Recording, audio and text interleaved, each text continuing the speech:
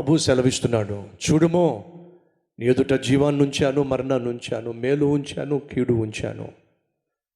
నేనున్న చోట మీరు ఉండాలని ఆశపడుతున్నట్లయితే, బ్రతుకున్నంత కాలం మీరు ఆశీర్వాదకరంగా జీవించాలనుకుంటే నా ఆశీర్వాదాన్ని కోరుకోండి, నన్ను కోరుకోండి.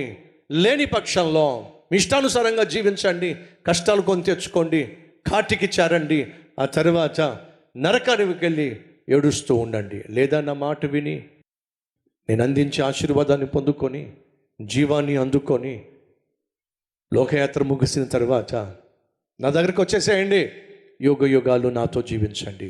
ఏం కోరుకుంటావు ఈరోజు? మరణమా, జీవమా, ఆశీర్వాదమా, శాపమా, అద్భుతమైన భవిష్యత్తు, అంధకారమైన భవిష్యత్తు నీ చేతిలో ఉంది.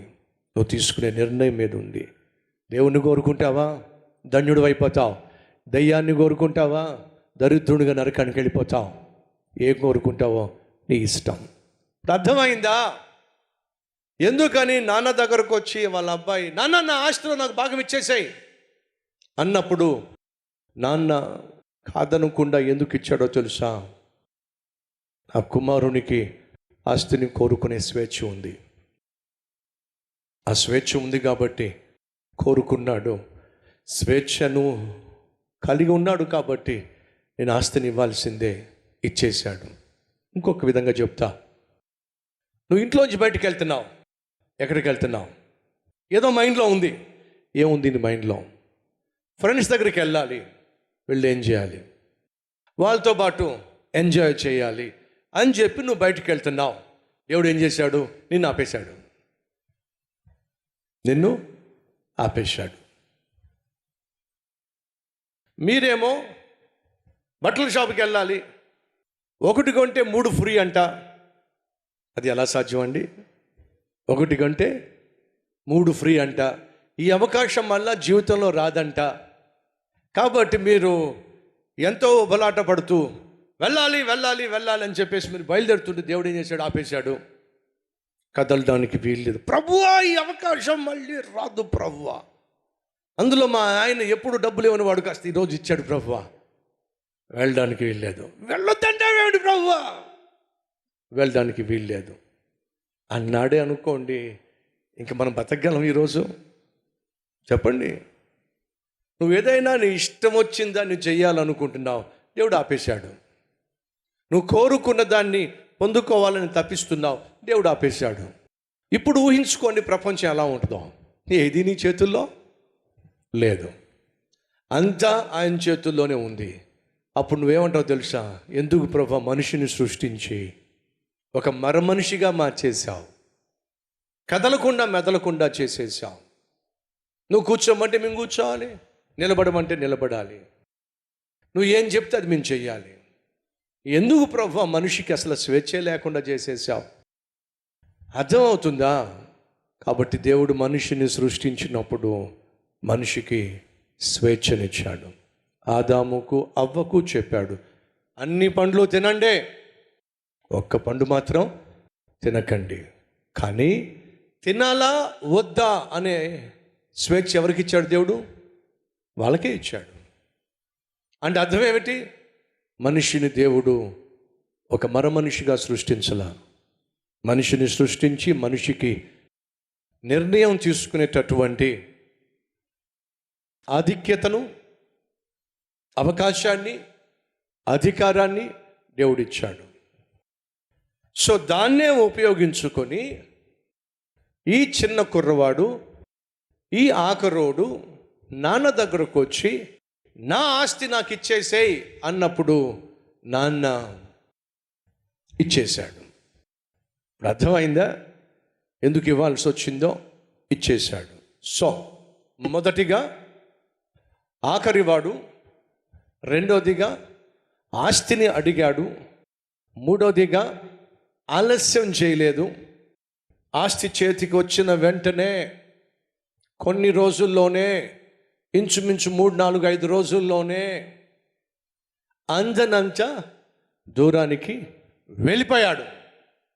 ఎందుకని యవనస్తులు అమ్మ నాన్నకు అందనంత దూరంగా వెళ్ళిపోవాలి ఆశపడతారు? కారణం ఏమిటి? అమ్మ నాన్న దగ్గర ఉంటే మన ఆటలు సాగం, మనం అనుకున్నది జరగం, అల్లరి చిల్లరగా తిరగలేం, ప్రతిదానికి జవాబు చెప్పాలి. కాబట్టి దూరంగా వెళ్ళిపోతే బెటర్, అమ్మ నాన్న చూడనటువంటి చోటుకి వెళ్ళిపోతే బెటర్ అనేది ఈ రోజుల్లో ఎక్కువ మంది అబ్బాయిలకు అమ్మాయిలకు ఉన్నటువంటి ఆలోచన.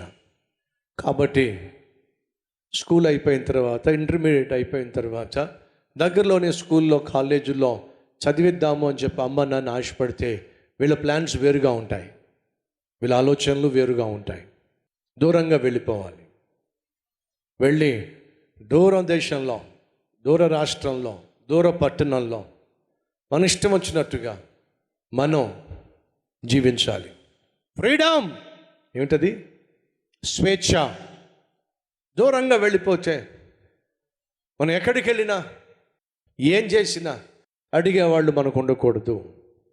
ఈరోజు అనేక మంది యవనస్తులు కోరుకుంటున్న జీవితం ఇది. ఆ రోజు ఆ యవనస్తుడు కూడా అదే కోరుకున్నాడు. నాన్నతో ఉంటే నా ఆటలు సాగటల్లా. వాళ్ళు ఏ ఒక్కరు కూడా భర్తగా నువ్వు కానీ, భార్యగా నువ్వు కానీ అందనంత దూరానికి వెళ్ళిపోవడానికి వీల్లేదు. ఉన్న దాంట్లోనే తృప్తిగా జీవించండి. గొంతెమ్మ కోరికలు పక్కన పెట్టేసేయండి. కలిగి ఉన్న దాంట్లోనే సంతృప్తి కలిగి జీవించే జీవితం జీవించండి. తమ్ముళ్ళు చెల్లెళ్ళు అమ్మకు నాన్నకు దగ్గరలోనే ఉంటూ ఎంత చదువుకోగలరు అంత చదువుకోండి. అందరినీ దానికోసం ఆరాటపడి అడ్రస్ లేకుండా పోవటం వల్ల ఏంటి ప్రయోజనం?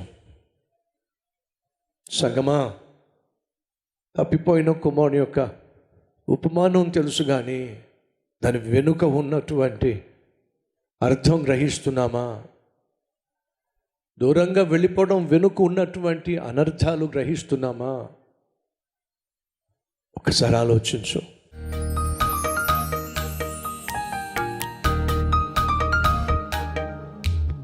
మహాపరిశుద్ధుడు అయిన ప్రేమ కలిగిన తండ్రి, దివ్యమైనటువంటి నీ సన్నిధిలో శ్రేష్టమైనటువంటి నీ వాక్యం ద్వారా అదో సూటిగా స్పష్టంగా మాట్లాడుతున్నావయ్యా.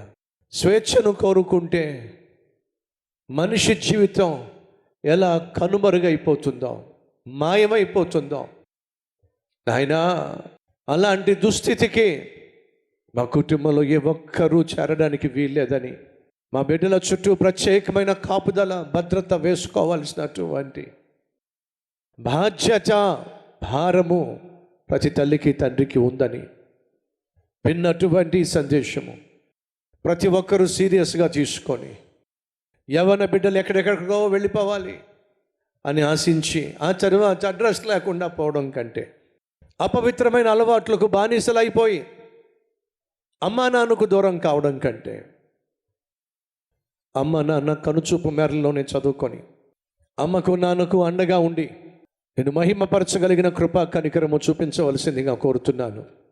బ్రతుకున్న 3 నాళ్ళు ప్రభువా నీ ప్రేమను పంచిపెడుతూ పరిశుద్ధుడా 10 మందికి మేలుకరంగా జీవించే ధన్యత మాకు దయచేయమని యేసునామం పేరట వేడుకుంటున్నాం తండ్రి.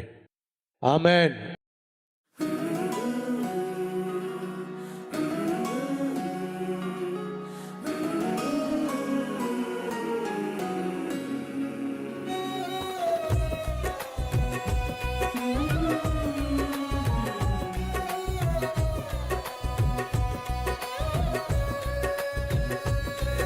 ఫ్రెండ్స్, ఈరోజు అందించినటువంటి క్లుప్త సందేశం మీకు ఆశీర్వాదకరంగా ఉంటే లైక్ చేయండి, 10 మందికి షేర్ చేయండి. అలాగే ఈ సందేశం వల్ల మీరు ఎంతగా దీవించబడ్డారో ఒక కామెంట్ కూడా పెట్టవలసిందిగా కోరుతూ సెలవు తీసుకుంటున్నాను. Have a blessed day.